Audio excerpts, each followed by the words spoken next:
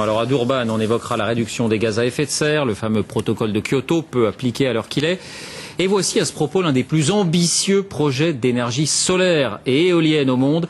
400 milliards d'euros sur 40 ans, une immense centrale dans le Sahara pour fournir l'Europe et l'Afrique en électricité. Gilles Marinet, Daniel Lévy. Le désert marocain, soleil de plomb, température 50 degrés, et c'est là justement que réside une partie de la solution pour produire de l'énergie propre.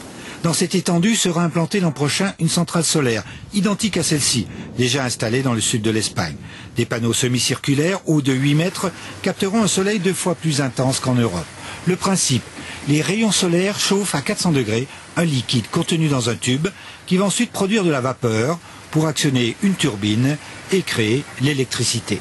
C'est le projet Desertec.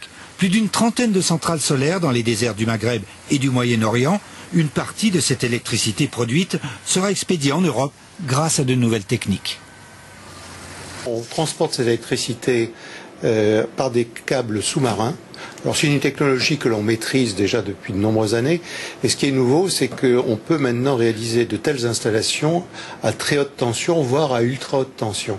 Ce qui réduit bien évidemment les pertes électriques, ce qui est essentiel dans des projets de cette envergure. Le réseau Desertec devrait être achevé en 2050. Il fournira à l'Europe l'équivalent de l'électricité produite par 5 réacteurs nucléaires, soit la consommation de 5 millions de personnes. Un apport d'énergie qui ne couvrira qu'une partie des besoins européens, mais d'ici 2050, les panneaux solaires seront beaucoup plus performants et Desertec pourrait produire bien davantage que prévu.